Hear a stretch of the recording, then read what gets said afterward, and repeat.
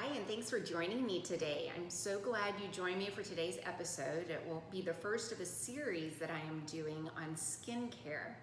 The cosmeceutical industry is a billion-dollar industry, and a lot of the materials and products that are out there are basically just marketing gimmicks that people are paying a lot of money for.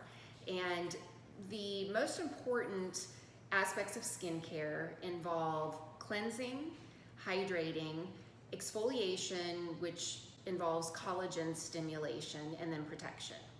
And so in the following episodes, we're going to delve into making some of our own skincare and also discussing some good products to use as well. I'm going to mention some products today. I've got them available, some that I use that have worked really well for me. So as far as a facial cleanser, I recommend Cetaphil. Is something that I get at Costco, and under $10 for this bottle, and it will last maybe 4 months. And it's just a real mild cleanser and nothing fancy. It works great on all skin types.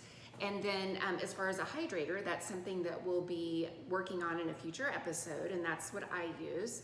And then the other important aspect that I use in my skincare routine is using an acid peel. And I also use retin A, and this helps stimulate collagen production. Again, we'll be covering that in a later episode as well. Lastly is protection. And some products that I recommend for that: Sunscreen, Elta MD. This is the physical block, and it's got a tint, which is really nice because it is a physical block, so it has zinc oxide, titanium dioxide in it. And so you are going to get a little bit of whiteness, opacity to it.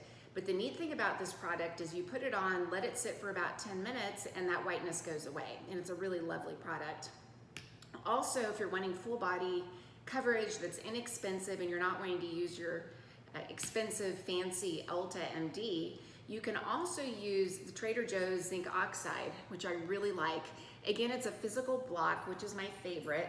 The chemical sunscreens are tricky because they are still letting UV radiation through, while the physical blocks such as zinc oxide, titanium dioxide, block the rays completely, particularly if you put them on and you see a white film.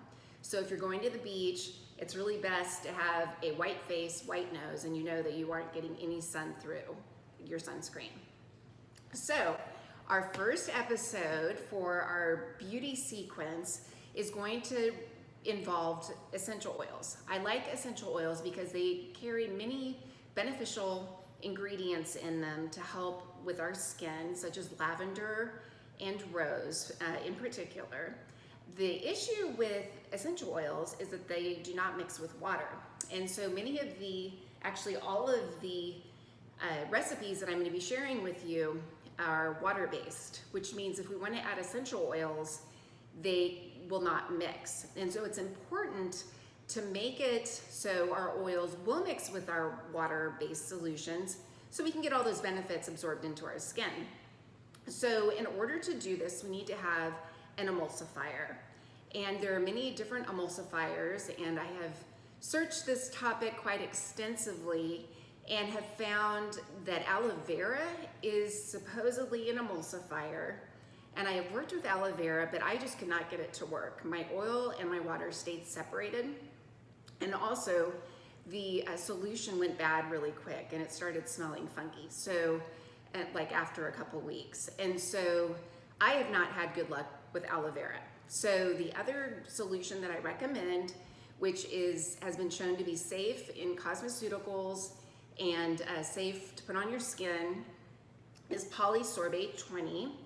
It is not available at Trader Joe's or in the grocery store like aloe vera. However, it is very easy to find. Do a Google search. You can find it on New Directions Aromatics. I also believe I got this on Amazon. I may have gotten it, yeah, I think I got this on Amazon now that I think about it. So what this emulsifier does is it mixes water and oil. It makes a homogeneous mix. So it puts those two different solutions together and makes a brand new solution. So we're gonna go ahead and make one today. So all you need is a bottle, a spray bottle, and I'm using an amber glass bottle, which will help keep my solution from being exposed to light. And I have a lovely essential oil blend that I really like a lot. It's lemon, eucalyptus, geranium, and patchouli. And the key with patchouli, in my opinion, is that you use just enough so people don't ask, is that patchouli that you're wearing? If that's what they ask, you might have too much. So lemon is going to be my base note, and so I'm going to put the most of the lemon in. And for this 16-ounce bottle, I'm going to add about 20 drops of the lemon.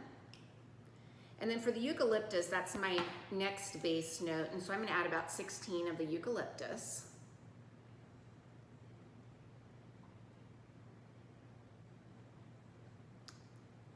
And then for the patchouli, about 5 drops.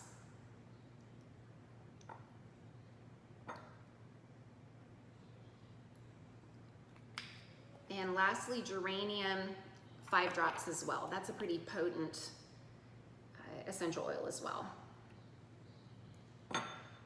Okay, next I have measured some filtered water, not distilled, but just filtered. And I will just pour that into my amber bottle here. And I'll pour probably till it's about 3/4 full.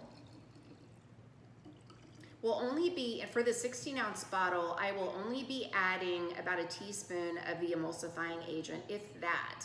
Basically, I'm gonna drop it, place drops in the bottle until I start seeing a cloudy mixture, and that's when I know that the two ingredients have mixed together, or the two mediums have mixed together. So I've got my emulsifying agent,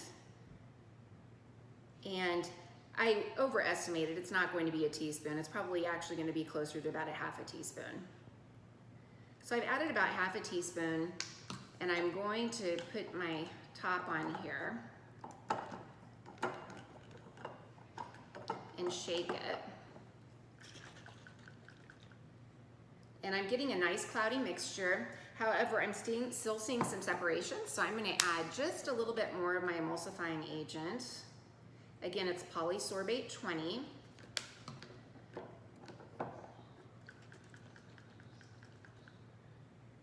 And it's difficult for you to see. So after I get a nice emulsified agent, I'm going to pour it back into my glass Pyrex, and so you can see what it should look like. And it looks like we have about got it. Careful when you shake so you don't knock everything over. Okay, and now I'm going to pour it into my glass Pyrex.